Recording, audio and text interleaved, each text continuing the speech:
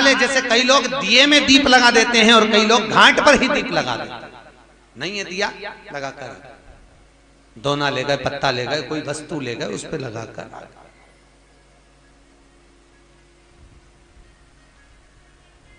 समर्पित। महाराज अब दीप दान का फल क्या है? घाट पर जो दिया लगाया जाता है वो ज्यादा पुण्य फल पर देने वाला है कि गंगा जी में जो छोड़ते हो वो ज्यादा फल देने वाला है? बोलो जम के बोलो बोलो। जो गंगा जी में छोड़ते हैं वो ज्यादा फल देता है। कौन सी पुराण में लिखा था कि गंगा में छोड़ो, यमुना में छोड़ो, सरयू में छोड़ो तो वो ज्यादा फल देगा? गंगा कौन?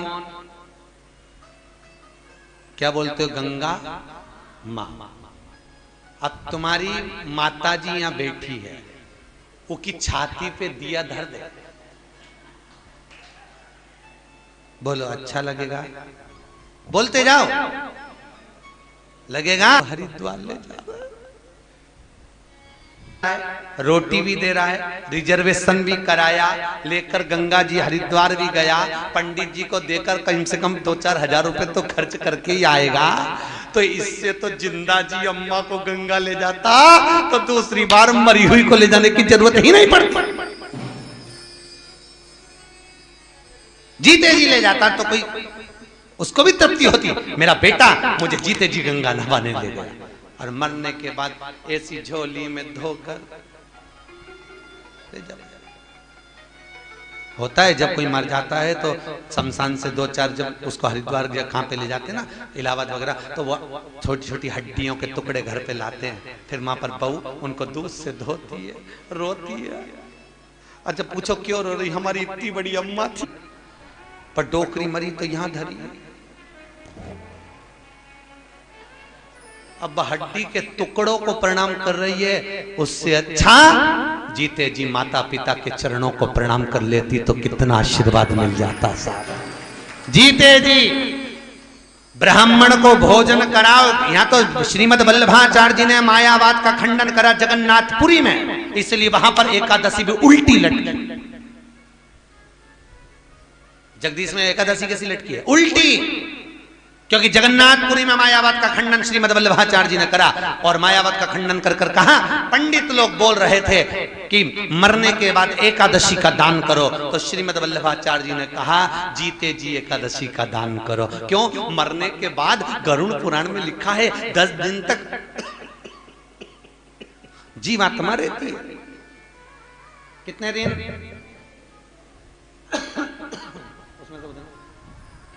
10 दिन तक जीवात्मा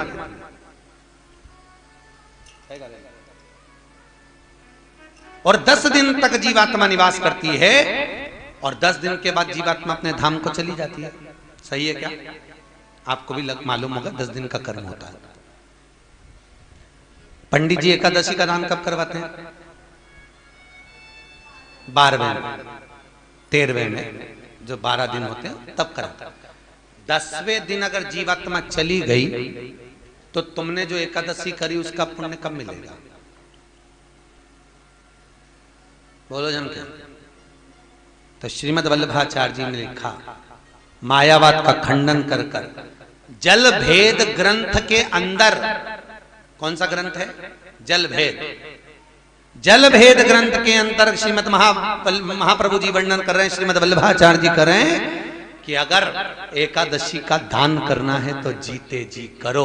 अपनी करी हुई एकादशी अगर कोई तड़प रहा है, मर रहा है, पलंग पर सड़ रहा है, प्राण छूटने वाले हैं, हॉस्पिटल देखने के लिए गए हो, अपनी करी हुई एकादशी में से 2 एकादशी उसके नाम से संकल्प देकर जल उसको पिला दीजिए। उसको एकादशी का पुण्य करना, सैया करना, जीते जी करना, ब्राह्मण को भोजन कराना, जीते जी कराओ। मरने के बाद की कोई गारंटी नहीं है कि कौन क्या करा रहा है और तुमको मिल रहा है कि नहीं मिल रहा। क्या ऊपर से नीचे आकर बोलोगी कि हे लल्लू मेरे को तो भोजन ही नहीं मिला, एक बामण और जिमा, तो ये बोला नहीं जाएगा। करो, सत्कर्म करो, अपने जीते। मरने के बाद की कोई गारंटी नहीं। कभी चक्कर में मत पड़ो, कुछ प्राप्त नहीं होना, फालतू की बात है। मरने के बाद तो ये भी नहीं मालूम कि तुम कहाँ हो। हरिद्वार में एक पत्नी का पति मर गया, पत्नी बेटे को लेकर पहुंची हरिद्वार, पंडित जी ने पिंडदान कराया, भोजन बनाया, इधर भी पिंडदान चल रहा था, उनने भी भोजन बनवाया। पत्नी ने पत्तल रखी पति के लिए, उधर पड़ोसन ने पत्तल रखी सामने। एक कौवा उड़ते उड़ते आया,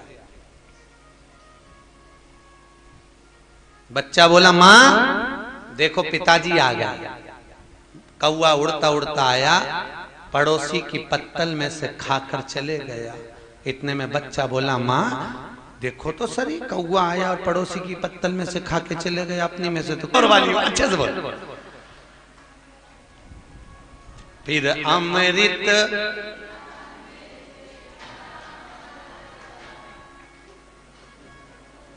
कभी अपनी बोतल किसी को, माँ बाप की इज्जत नहीं होती, उस घर में देखना कभी बरकत नहीं होती। जहां माता पिता का सम्मान हो, आदर हो, सत्कार हो, वहां पर लक्ष्मी बढ़ती है।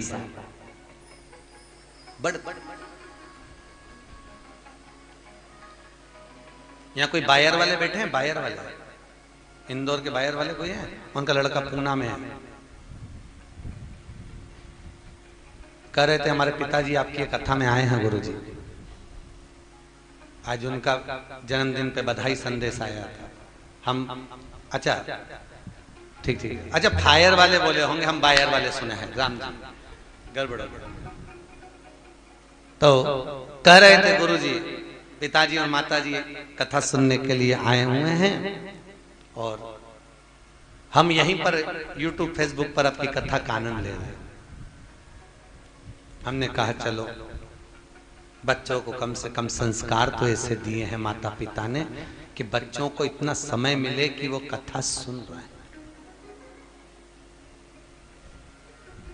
पापा मम्मी को भी भेज दिया, जाओ तुम तो कथा सुनो, सत्संग सुनो।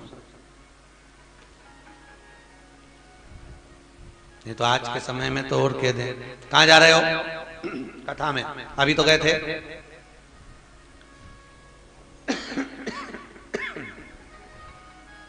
जब अभी गए थे तो फिर बार बार क्यों जा रहे हो? समझा दो। उदर की तृप्ति के लिए रोज भोजन जरूरी है, आत्मा की तृप्ति के लिए रोज काफी है, बहुत है। राजा परीक्षित सुखदेव जी महाराज के कहने पर भागवत की शरण में आकर बैठ गया, फिर चित्त वृत्ति में कुछ समाहित नहीं हुआ। क्या हो रहा है? बेटे क्या कर रहे हैं? सिंहासन कैसा होगा, राजपाट कैसा होगा? परीक्षित से सीखो। बुढ़ा नहीं हुआ था परीक्षित, बुजुर्ग नहीं था परीक्षित। जन्मय जय को क्षण भर की देरी नहीं करी, सिंहासन देकर चल दिए। संभालो, आप संभालिए।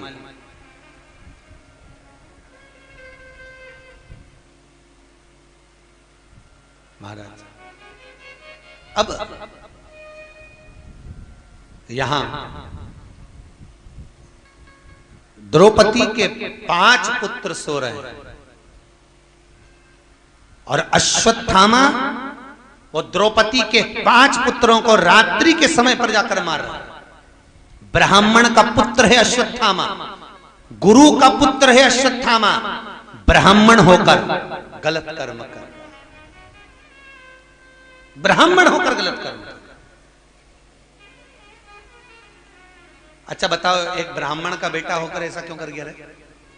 अश्वत्थामा तो इतना विद्वान था, उसने क्यों मारा सोते हुए ब्राह्मणों और बच्चों को? क्यों मारा? ज्ञान की मणि लगी हुई थी। होता है, गर्ग संहिता में लिखा है कि व्यक्ति प्रखर होता है तो खुद चारों तरफ तो प्रकाश करता है पर स्वयं अंधेरे में डूबता चले जाता है। दिया जलते हुए देखा है? अरे बोलो तो, प्रकाश कहां है? पूरे कमरे में। अंधेरा कहां है? दिए के। ज्ञान की मणि का प्रकाश चारों तरफ फैलेगा पर सुता अंधेरे में डूबेगा। बहुत विद्वान व्यक्ति, बहुत विद्वान व्यक्ति कहीं अभिमान में इतना समाहित हो जाता है कि उसको सामने वाला अनभिज्ञ नजर आता है। की मणि उसकी भी अगर प्रखर हो गई अश्वत्थामा जैसी, तो उसको सामने वाला व्यक्ति अनभिज्ञ दिखेगा, उसको लगेगा इसको कुछ नहीं आता है। ये तो यूं ही हुई थी, उस मणि का प्रकाश देखकर अश्वत्थ बैठा था एक बार बाहर, विद्वान था, ब्राह्मण का बेटी डाल के बाहर बैठा हुआ था। इतनी देर में रात को एक उल्लू आ गया। उल्लू उड़ता हुआ आया और उड़ता उड़ता उल्लू पेड़ पर बैठा। पेड़ पर उल्लू ने देखा, उसे भी ज्ञान ले गया। इतना विद्वान होकर मस्तक पर मणि लगी हुई थी, ज्ञानवर्धक मणि, और उस मणि के बल पर अश्वत्थामा उल्लू से ज्ञान लिया कि रात के समय उल्लू ने कौओं को मारा और पेड़ पर खुद बैठ गया। तो अश्वत्थामा ने भी रात को जाकर द्रौपदी के 5 पुत्रों का वध कर दिया कि ये दिन में नहीं मर रहा है तो कम से कम रात को तो मरेगा। ये उल्लू से सीखा। बहुत ध्यान रखना, अपनी जिंदगी में सत्संग करो, संकीर्तन करो, पर कहां बैठकर करो, किसकी शरणागति में करो, कहां बैठकर सत्संग का स्मरण करना है, यह हमारा शास्त्र बताता है। भागवत जी में यहां तक लिखा हुआ है कि कथा कहां बैठकर सुनना चाहिए, उसका भी नियम लिखा है। कथा कहां बैठकर सुने उसका भी नियम है। कई लोग कहते हैं आसन पर बैठकर सुनो, कोई कहता है इस पे बैठकर सुनो। यहाँ तो श्री गर्गाचार्य बाबा स्वयं गर्ग संहिता के अंदर लिखा है सत्संग कहाँ बैठकर करना, कथा कहाँ बैठकर सुनना। अगर पहचान वाले के पास में बैठकर सुनोगे, कोई भी बात अच्छी आई तुरंत बात में लग जाओगे, और दुश्मन के पास में बैठ के सुनोगे और जरा सी भी नींद का झोंका आया, ऐसी देगी न धर के 7 दिन तक नहीं आएगा। काय को बैठे वाले? इसीलिए मेरे ख्याल से पति पत्नी को साथ में बिठाते हैं।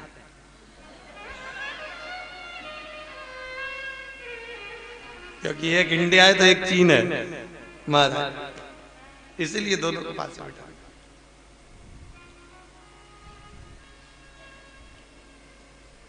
पर कभी कभी पतियों को देख के दया भी बहुत आती। रिजी जी ईमानदारी की बात बोलो रे, बहुत दया है। तो लगा ये मेरी पत्नी आगे है, इसको काट खाएगा, और पत्नी को काट खाएगा तो रोटी कौन बनाएगा, टिफिन कौन बनाएगा, बच्चों को इस तैयार कौन। पत्नी पीछे खसक गई, कुत्ता और आगे आया, पति पत्नी दोनों पीछे हटे। अब तो पति को लगा ये कुत्ता काट खाएगा। इतने में जैसे ही कुत्ता लपका, पति ने पत्नी को गोदी में उठा लिया। गोदी में इसलिए उठाया कि मेरे पांव में काट ले पर पत्नी को नहीं काटे। जैसे गोदी में उठाया कुत्ता भाग गया। जैसे कुत्ता भागा, इसने पत्नी को नीचे उतारा। इतने में पत्नी नीचे उतरते सी बोली, तुम में तो रत्ती भर की अक्ल नहीं है, तुम्हारे जैसा आदमी भगवान किसी को नहीं दे। बताओ, दुनिया के लोग कुत्ते को भगाने के लिए पत्थर उठाते, तुमने मुझे उठा लिया। और बेचारे की किस्मत में यश नहीं लिखा तो कई करे बात, ये बताओ, वो करे तो करे। तो कितना भी अच्छा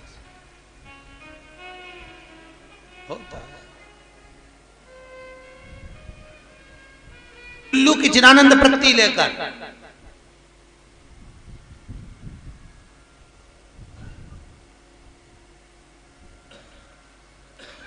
दीपावली के दिन एक भगत रात को फोन करे, गुरुजी जय श्री कृष्ण। हमने कहा हैप्पी दिवाली। हमने कहा हैप्पी दिवाली। हमने पूछा अभी तक सोए नहीं? नहीं गुरुजी। हमने पूछा क्यों नहीं सोए? हमको तो उल्लू ही नहीं दिखा।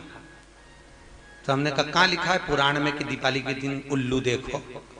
नहीं महाराज जी, हमने उल्लू देख रहे हैं क्योंकि लक्ष्मी जी उल्लू पे बैठती है। तो हमने सोचा उल्लू एक बार दिख जाएगा तो हमारे घर में लक्ष्मी भर आ जाएगी। हमने कहा बिल्कुल अच्छे से देख ले, उल्लू लेके ही आएगी।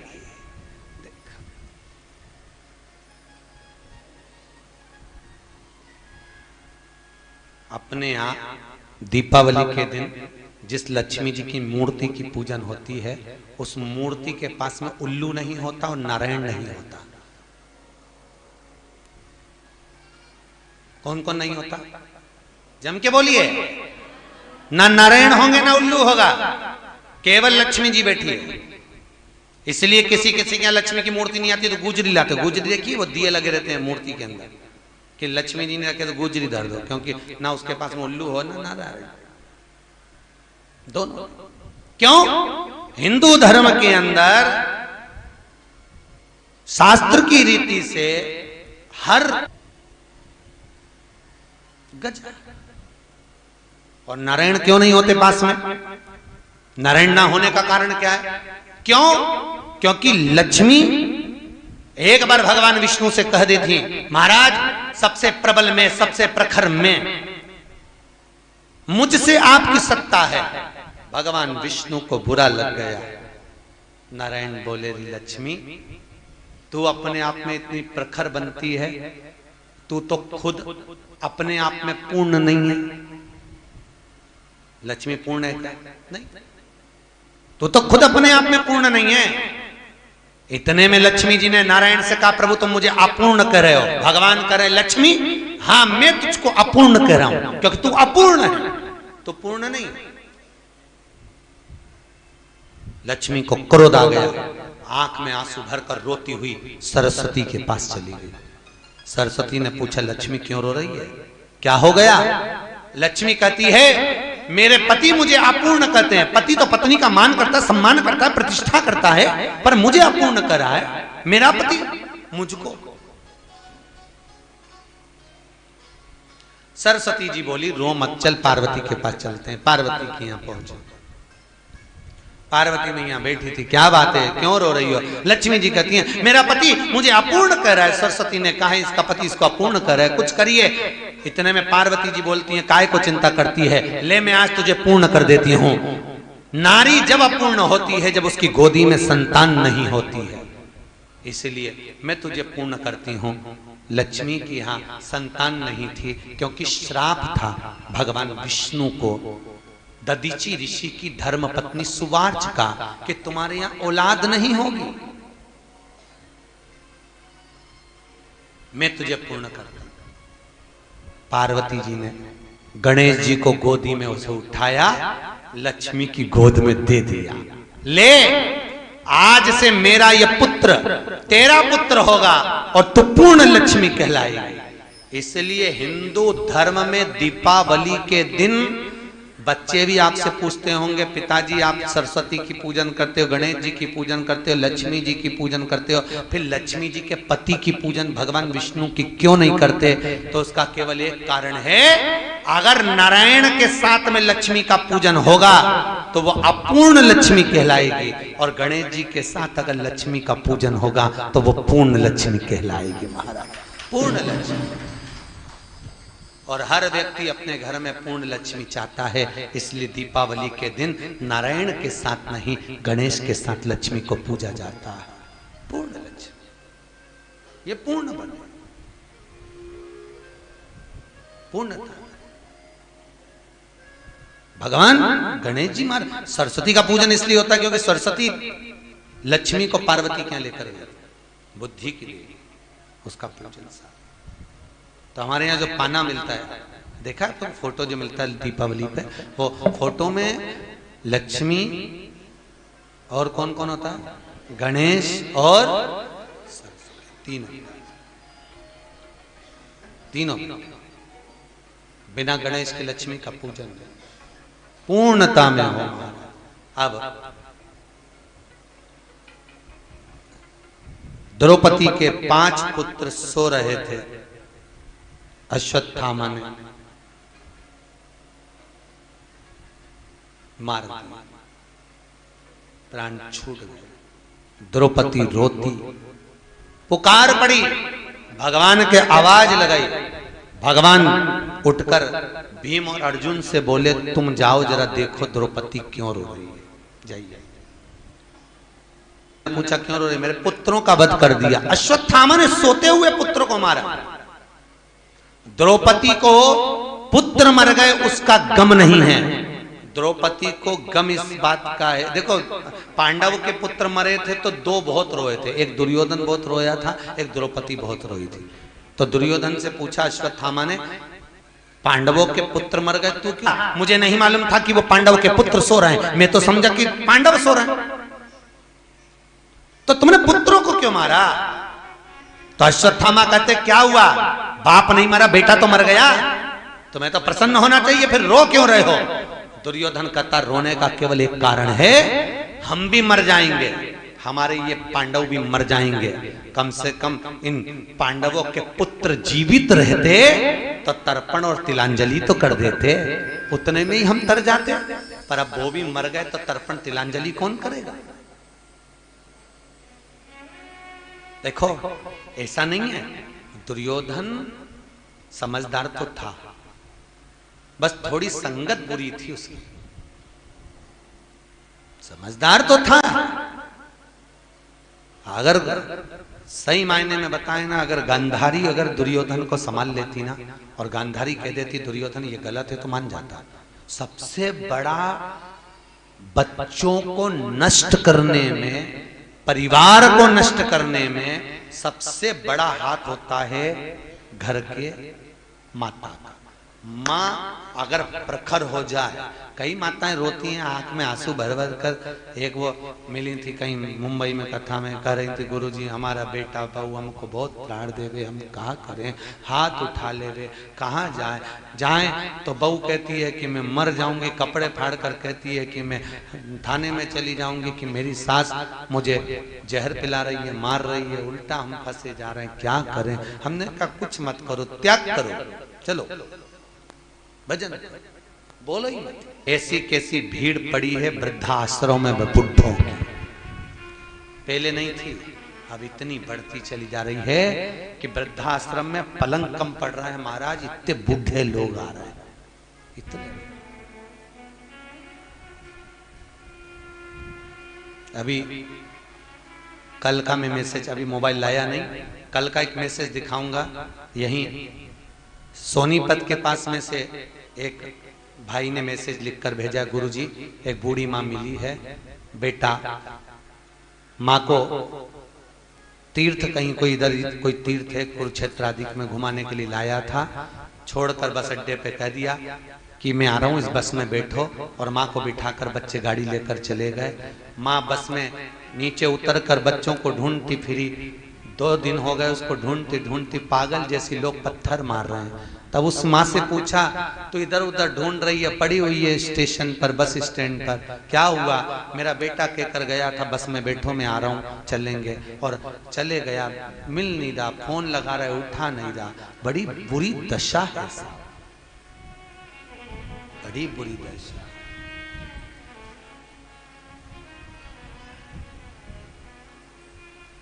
लोग हमसे कहते हैं महाराज आप कहते हो कि वृद्धाश्रम भारत की भूमि पर कलंक है, क्योंकि माता पिता की लोग सेवा नहीं कर पा रहे, कलंक ही माना जाएगा। और आप खुद वृद्धाश्रम बना रहे हो, बस केवल बनाने का एक ही कारण है कि इनका गति क्या होगी, इनकी अवस्था क्या है। कम से कम मंदिर में भजन करेंगे, 2 रोटी खाएंगे, भगवत नाम तो जपेंगे। अवस्था बहुत कठिन है महाराज। फिर कहूंगा संत बनना सरल, साधु बनना सरल, पर गृहस्थी बनना कठिन है महाराज। पूरा जिंदगी नोच नोच कर दे दिया जाता है और आखिरी में भी कोई सुख का अनुभव नहीं होता। बहुत किस्मत वाले हो आप सब, बहुत किस्मत वाले हो। सुखदेव जी महाराज से विनती करना आप जैसी किस्मत सबको दे। आपके बहू बेटा बहुत अच्छे हैं, इसलिए आप कथा में बैठे हो, सब सत्संग सुन रहे हो, बहुत किस्मत वाले, भगवान अच्छे, बहुत भाग्य। सत्संग में रुचि तो बने। और फिर निवेदन है माताओं भाइयों, बुढ़ापा शरीर जब होता चले जाए, मुख को मौन करना प्रारंभ कर लो, चुप रहो। बोलोगे नहीं सुनेंगे तो दुख तुमको होगा, तो क्या किसको रोइए चादर तान के सोइए, अपने को नहीं बोलो। बहुत मस्ती, बहुत मस्ती। और तीर्थ में कथा में आए हो ना, बहुत प्रसन्न रहना, जिंदगी का सारा सुख आपको मिल गया, ऐसे आनंद में रहना, मुख उतार कर नहीं। दुख भी होगा ना तो प्रसन्न रहना। सुखदेव जी महाराज भी कहेंगे मेरे घाट पर आकर इतनी खुश है, घर में जाती है इतनी दुखी रहती है, जा आज से तो खुश ही रहना, भगवान भी प्रसन्न कर कर भेज देगा आपको, दुखी ना हो। दुख का अनुभव ना हुआ। लोग हमसे कहते महाराज जी 2100 रुपए, वन मेंबर 2100 रुपए लिया, 100-125 लोग आप आए हो, कितने रुपए लिया है? 2100 रुपए। 2100 में आपका ठहरना, खाना, चाय, नाश्ता, भोजन, आनंद, ये सब आपका 2100 में। मेरे को कल वो बोल रहे थे, यहाँ पर कथा हुई अभी कुछ दिन पहले, एक एक पोथी का 21-21 हजार था। अभी एक महाराज कथा करके गए और उसमें वन मेंबर 4, और लोग तो भी भूख से बलबला रहे थे, खाना तक नहीं मिल पा रहा था। तो 2100 में पूर्ति कैसे होती होगी कि 2100 में लोग यूं थूक कर छोड़ी आते हैं, 2100 में 7 दिन रहना कहते हो तो वो 21,000 के बराबर हो जाता है। कराने वाला ठाकुर जी बैठा है, सब कराता है। आप जो देते हो दान सहयोग जो मिलता है, आप लोगों की पूर्ति में आपकी पूर्ति हो जाती है। करना क्या है? हमको कौन सा जोड़ के मरना है? हम खुद कहते हैं पूत सपूत तो की धन संचय, पूत कपूत तो की धन संचय। बेटा सपूत होगा खुद जोड़ेगा, और बेटा कपूत होगा कितना भी जोड़ कर जाना, सब कहीं डब्बे में शेयर मार्केट में चूना लगा देगा, कहीं इसके लिए छोड़ रहे। अगर आपने कुछ दिया है तो आपको समर्पित कर कर जाएंगे, क्योंकि हमको ले जाकर यहाँ से बोझा ढोकर थोड़ी ना जाना है। यहाँ से अगली कथा राम कथा माँ कथा करेंगे, फिर आगे बेंगलोर निकल जाएंगे। कथाएं निरंतर करना क्या है? अपन बात कर रहे थे कि कई लोगों का व्रत है, उस दिन एकादशी पड़ गई थी शायद, एकादशी का व्रत चल रहा था, तो एकादशी है और ऐसा है और वैसा है, तो अब जीवड़ा कर रहा खा लूं, एक मन कर रहा एकादशी है खाऊं नी खाऊं, मन कर। शास्त्र कहता है, भगवान खुद कहते हैं, खूब चरो पर एकादशी करो, मुख उतार कर नहीं, खूब। हम तो आप लोगों से भी कहते हैं, आधा किलो चिप्स तल के रख लो, मूंगफली का दाना, चक्की सब बना के रखो, फ्रिज पे, कूलर पे, वॉशिंग मशीन पे, जहां से निकलो वहीं चरो, एकादशी करो, खूब खाओ, भूखे रहकर नहीं। और यहां भी निवेदन है, नाश्ता भी करना तो ऐसे मत करना कि कोई कमी हो, तुम तो खूब डट के निपटाओ। कितना खाओ? उतना जितना पचा सकते हो, और कमाओ उतना जितना भोग कर सकते हो। ज्यादा खाओगे अपच हो जाएगा, परेशानी तुम्हारी बढ़ जाएगी, और ज्यादा कमाओगे लोगों की दृष्टि में आ जाएगा तो इनकम टैक्स वाला घर पहुंच जाएगा। तो हम तो कई पैसे वालों के यहाँ जाते ना कथा करने के लिए, तो हम यही देखते हैं कि बेचारे कमा किसके लिए रहे। बहुत पैसे वाले व्यक्ति इतना कमाते, इतना कमा, व्यक्ति इसीलिए कमा रहा है क्योंकि इनको देना है, खुद के लिए नहीं कमा रहा, इनके लिए कमा रहा। कमाएगा इनको देता जाएगा, तो इससे तो भैया कम कमाओ, पति पूछ। मां प्रेम परोसती है, और आज के समय में नारी भोजन पति कर रहा है, तब समस्या परोसती है। बच्चे वहां गए थे, ऐसा हो गया, भाई 2 रोटी खा लें देरी लीला भाई, 2 रोटी। वो प्रेम से खा लेगा, उसको सुकून का अनुभव होगा। महाराज पोथी पढ़ पढ़ जग मुहा पंडित भयो ना कोई, प्रेम आखर प्रेम को पढ़े सो पंडित। हम प्रेम की भाषा को समझे, माता पिता के अनुमोदन को समझे। अश्वत्थामा ने द्रौपदी के 5 पुत्र को मार दिया, अश्वत्थामा को पकड़कर लाया गया, दुर्योधन भी रोया। क्यों? परिवार वाले जीवित रहते तो तिलांजलि करते। द्रौपदी भी रोई, क्यों? क्योंकि मेरे पुत्र पलंग पर सोते हुए मर गए, इनको तो युद्ध के मैदान में मरना था, तो मैं प्रसन्न हो। राम कथा में लिखा है, दशरथ जी के मरने पर भरत जी खूब रोए। गुरु बाबा ने कहा किसके लिए रो रहे हो? तुम्हारे पिता चले गए उसके लिए? तो गुरुजी का नैमिषारण्य कथा, हरिद्वार कथा, जगन्नाथ कथा, ऐसी कौन सी कथा है जो छोड़ी हो उन्होंने? खूब सुनी और बच्चों में भी वो संस्कार दिए कि सुनो कथा में अग्रण्य रहो, और पति से भी कहती थी करते रहो।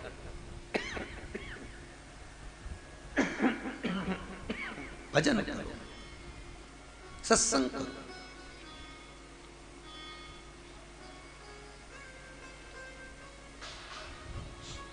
पर संसार में आकर भटकना नहीं, कहे ना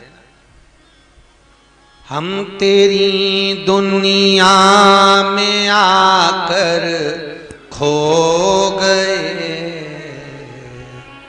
लेना था हरि नाम और हम सो गए, लेना था प्रभु नाम और हम, बोलो बोलो, और हम सो। तेरी दुनिया में आकर खो गए, लेना था हरि नाम और हम सो। बड़ी मुश्किल से मनुष्य का शरीर मिला। अश्वत्थामा को पकड़कर खड़ा करा, द्रौपदी से कहा इसके मस्तक पर मणि है, तलवार ले द्रौपदी, निकाल दे, इसका शीश काट दे। पहले अश्वत्थामा को मारने का विचार किया भीम और अर्जुन ने, मार, तलवार लेके काट शीश। द्रौपदी हाथ जोड़कर कहती है मैं इसका शीश नहीं काट सकती, है मैं ब्राह्मण का पुत्र है, गुरु का पुत्र है, गुरु का पुत्र है। तो द्रौपदी जब बोली तो भीम ने कहा कर्म तो बुरा करा है, बहुत ध्यान रखना साहब, इस कथा में सारे तीर्थों से हटकर कथा चल रही है, बहुत ध्यान रखना। एक व्यक्ति कह रहा था कि हम गंगा के घाट पर रह रहे हैं, हम गंगा नहीं नहाए तो भी हम बैकुंठ जाएंगे। कहां जाएंगे? बोलो जम के, बैकुंठ। जब मरा तो गरुड़ पुराण में जो 94 नरक लिखे हैं, सारे नरकों में जाकर गिरा, सारे नरकों में। तो उसने जाकर वहां पर हड़ताल कर दी कि हम तो गंगा के घाट पे रहते थे, फिर हमें नरक क्यों पटका? तो धर्मराज ने कहा तेरे जैसा पापी दुनिया में नहीं होगा, गंगा के घाट पे रहकर भी कभी गंगा नहीं नहाया तो तेरे बराबर का पापी कौन सा? नरक पटक। बहुत ध्यान रखो, एक तीर्थ में रहने वाला व्यक्ति और एक तीर्थ में आने वाला व्यक्ति, बहुत ध्यान रखना। एक तीर्थ में रहने वाला और एक तीर्थ में आने वाला, दोनों में सबसे ज्यादा पुण्य का भागी कौन होता है? बोलो बोलो जरा जम के बोलो, और नहीं तो घर जाकर करके संहिता पढ़ो। कौन है सबसे ज्यादा पुण्य भागी? जो तीर्थ में आया है, जो रह रहा है वो नहीं। क्यों? क्योंकि वो रह रहा है तो रहते रहते उससे ना जाने कितनी बार झूठ भी बोलने में आएगा, ना जाने कितनी बार कपट करने में आएगा, ना जाने कितनी बार बेईमानी कर जाएगा, ना जाने कितनी बार इस भूमि पर रहकर पाप कर जाएगा। तो वो तो रहकर भी नरक चले जाएगा। और एक आप भले अपने शहर में कैसे भी रहते हो, पर तीर्थ में आकर आप पाप नहीं कर सकते। आपके मन में थोड़ा थोड़ा पुण्य जागृत रहेगा। भजन करोगे, स्मरण करोगे, कीर्तन करोगे, सत्संग करोगे, तो कम से कम जितनी दिन रहोगे उतनी दिन थोड़ा थोड़ा पुण्य तो कर लोगे, पुण्य भाग तो करोगे। पर वही वाली बात हो गई ना, हम तेरी दुनिया में आकर खो गए, लेना था हरि नाम और हम सो गए, लेना था हरि नाम और हम सो गए। हम तेरी दुनिया में आकर खो गए, हम तेरी दुनिया में आकर खो गए। लेना था हरि नाम और हम सो गए। लेना था हरि नाम और हम सो गए।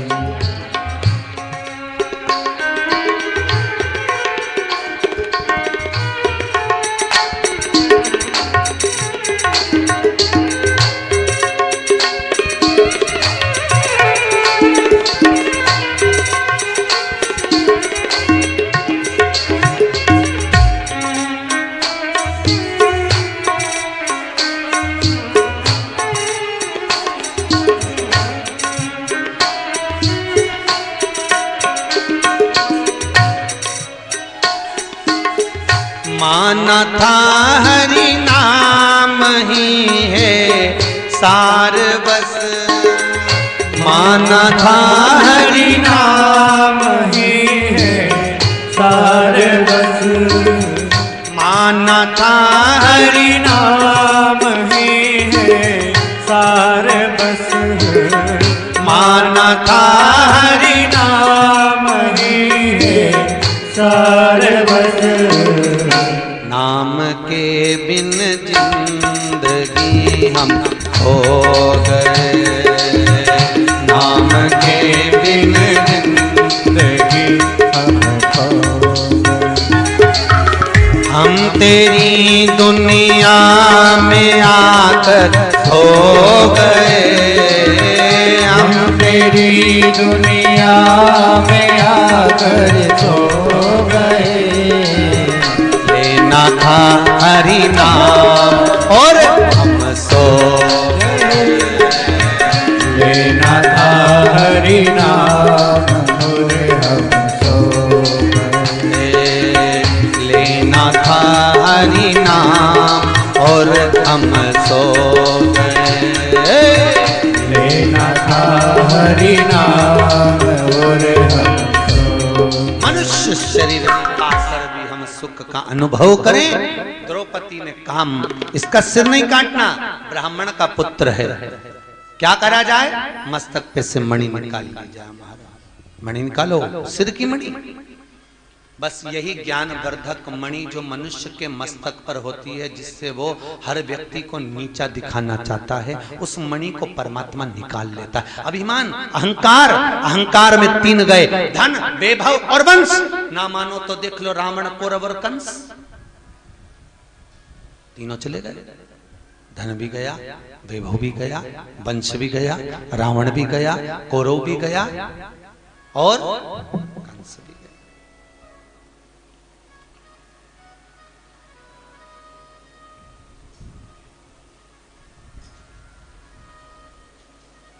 महाराज बुधवार के दिन कृष्ण पैदा हुए थे, जन्म लिए थे, और गुरुवार के दिन रावण पैदा हुआ था।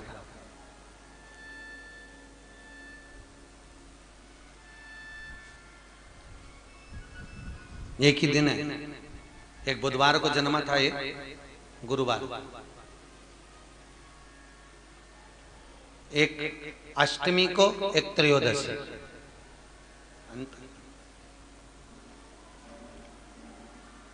एक दोपहर के रात के 12 बजे हुआ, तो दूसरा दोपहर के 2:30 बजे पैदा हुआ।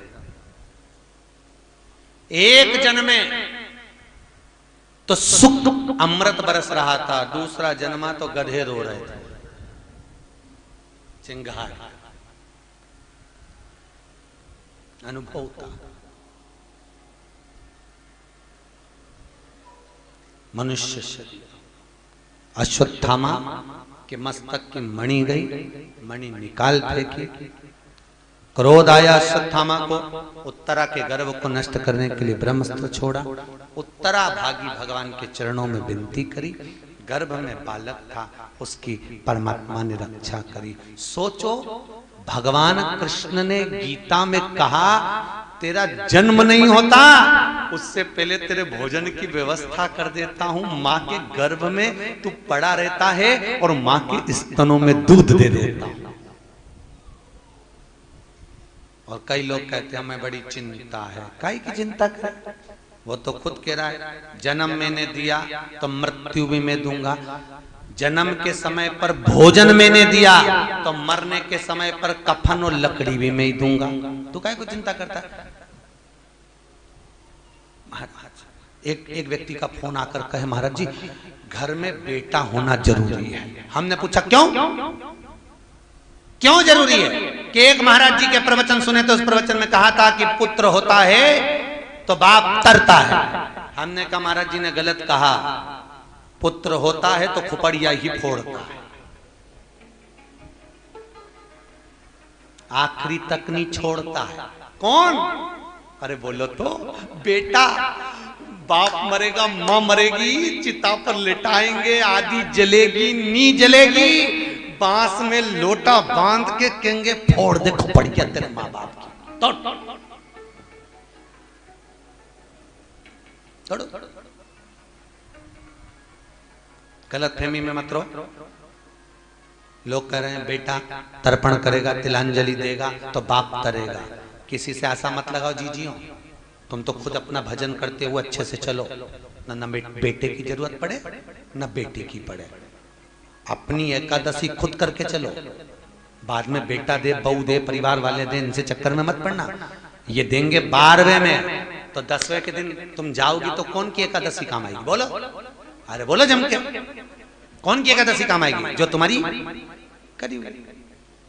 ये 12वें में भोजन कराएंगे बामन को, और तुम्हारा भोजन जब तुम 10वें के दिन जाओगी तो भोजन कौन देगा? बोलो, जो तुमने भोजन कराया बामनों को, जो जिमाया तुमने सुखताल में आके जो दान करा, पुण्य करा, सत्कर्म, वो काम आएगा कि नहीं आएगा? अरे बोलो तो सही।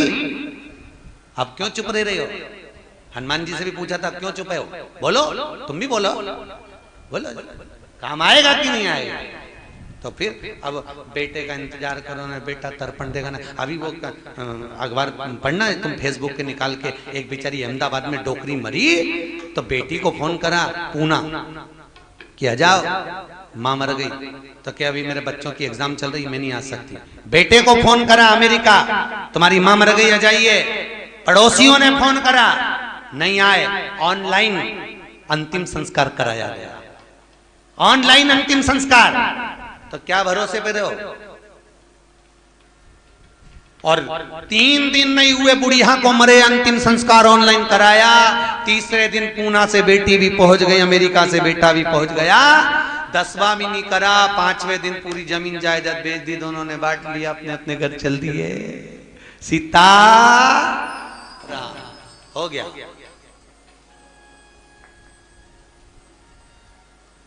किसका बात?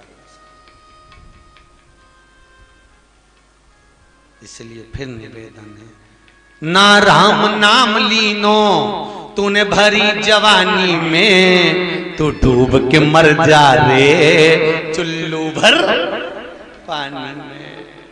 मनुष्य शरीर है, मानव देह, बिंदु किस काम?